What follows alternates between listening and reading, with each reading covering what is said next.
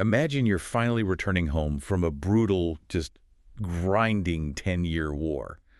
You're the victorious commander, right? Right, the hero coming back. Exactly. Your ships hit the shore, your chariot pulls up to your palace doors, and all the city elders are gathered to meet you. But, they aren't cheering. No, they're looking at you with sheer, unadulterated terror. Yeah, because they remember what you did to your own daughter 10 years ago just to get those ships to sail. And they know the house you're about to walk into is deeply, deeply infected. It is the ultimate poisoned homecoming. I mean, that tension, that absolute dread is really the beating heart of what we're looking at today. Welcome to today's deep dive. I know you're here because you want to grasp these massive, complex concepts, but, without getting bogged down by all the academic overload. Which is exactly what we're going to avoid. Right. Today, we're tracking a contagion. Not a biological one, but a spiritual, blood-soaked curse running through the legendary house of Atreus. We'll be using Edith Hamilton's classic text, Mythology, as our main source material for this. And our mission for this deep dive is clear. We are going to track the patient zero of this mythological generational curse. We'll trace how it mutates from divine punishment into just unspeakable human vengeance. And eventually uncover how the ancient Greeks used this terrifying story to basically invent the very concept of mercy. Okay, let's unpack this.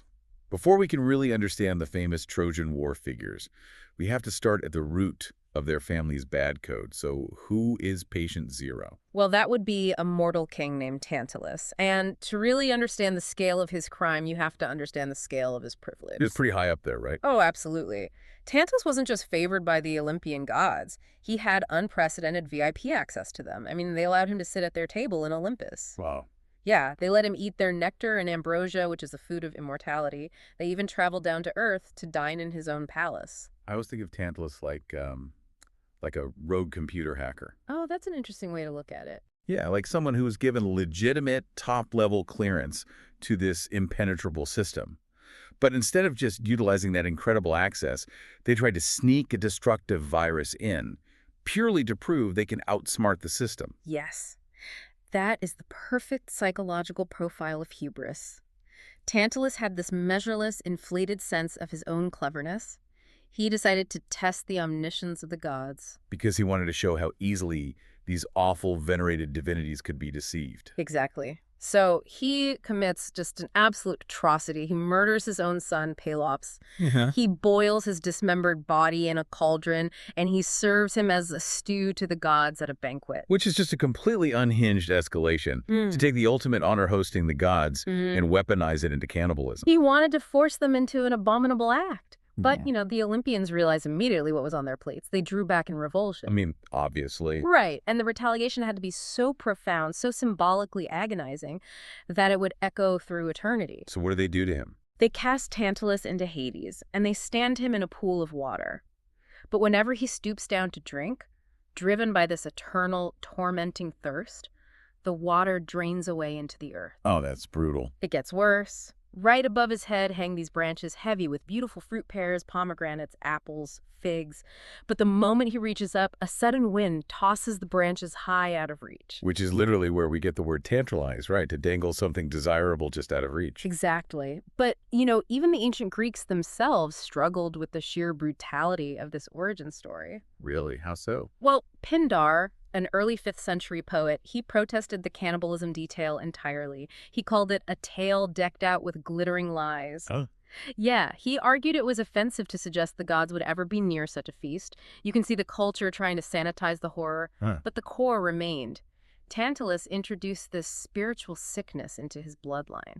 And it definitely spreads. I mean, Tantalus had a daughter, Niobe, right? He did.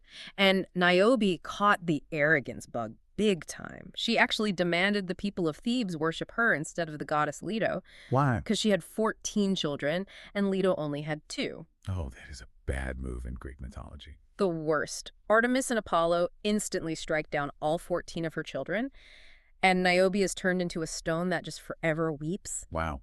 Wait, so Pelops is the one who is boiled. Does he ever catch a break? Sort of. He is restored to life by the gods, though they had to give him an ivory shoulder because Demeter had accidentally eaten a piece of the original one. An ancient divine prosthetic? Exactly. And he actually goes on to win his wife, Hippodamia, in a deadly chariot race. But he doesn't exactly win fair and square, does he? No, not at all. He bribes a charioteer named Myrtilus to sabotage the opponent's chariot, and then, to cover his tracks, Pelops murders Myrtilus. Classic. Right. And some writers say this betrayal is the start of the curse, but Hamilton points out that most blame Tantalus. It's all about that initial hubris. So Yeah. we see the curse shift here. It goes from humans defying gods to humans committing unspeakable acts against each other. Yes, the escalation of vengeance is terrifying. Pelops has two sons, Atreus and Thyestes. Okay, set in the stage. Thyestes ends up sleeping with Atreus' wife, so in revenge, Atreus decides his brother must pay. And we circle right back to the boiling cauldron, don't we? It is a grotesque echo. Atreus slaughters Thyestes' two little children, boils them, and feeds them to Thyestes at a banquet. Oh my God. When Thyestes realizes what he's just eaten, he kicks the banquet board crashing down and screams a horrific curse upon the entire house. And Atreus just gets away with it. What's fascinating here is the tragic rule of this bloodline. Every sin causes fresh sin. Atreus commits the crime, but the true penalty falls on his son. Agamemnon. Which brings us back to that terrifying homecoming we started with. Exactly. Fast forward to the end of the Trojan War, Agamemnon returns victorious. But the elders are terrified. Because 10 years ago, the Greek fleet was stuck. They had no wind. And Agamemnon sacrificed his own innocent daughter, Iphigenia, just to appease the gods and get the ships moving. He trades her life for a favorable weather report. It's just wild.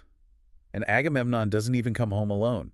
He rolls up with this captive Trojan princess, Cassandra. Which is a huge problem. Cassandra is a prophetess. The moment she arrives, she has these psychic visions. Right, she can literally sense the bad code in the house. She hears the past, the phantom cries of Thyestes' slaughtered children, and she sees the future, her and Agamemnon's imminent murder. Because waiting inside the palace is Agamemnon's wife, Clytemnestra. And she's not alone either. No, she has taken a lover, Aegisthus. And Aegisthus happens to be the surviving son of Thyestes. The one kid Atreus didn't boil, so he wants revenge. And Clytemnestra wants revenge for Iphigenia.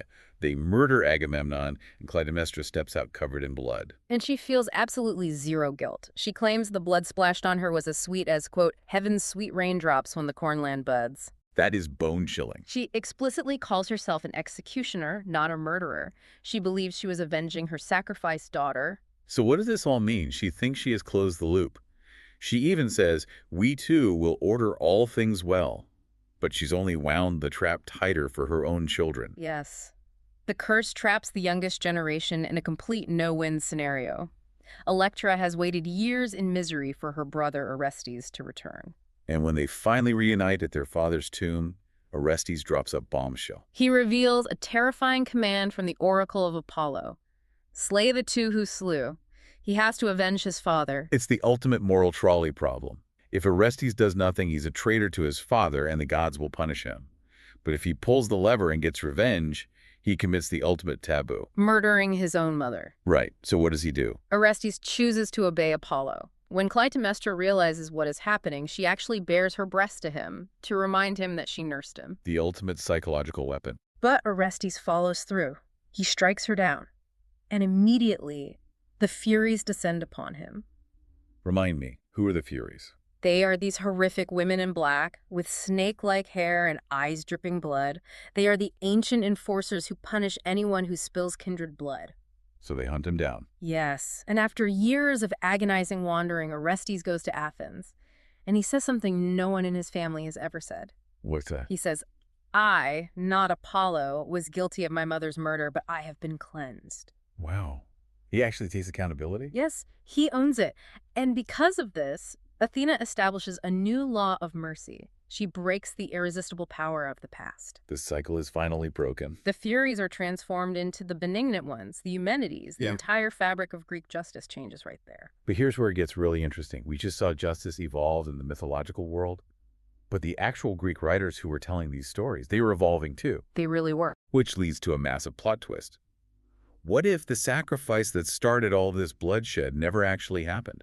Did a writer basically wet Chariston, the most famous tragedy of his time? He did. The playwright Euripides wrote a version called Iphigenia among the Taurians.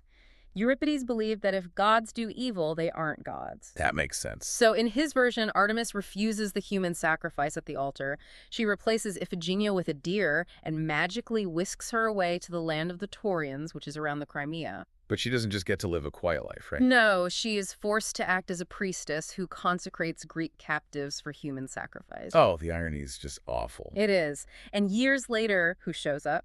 Orestes, who is still being chased by a few holdout Furies, and his friend Pylades.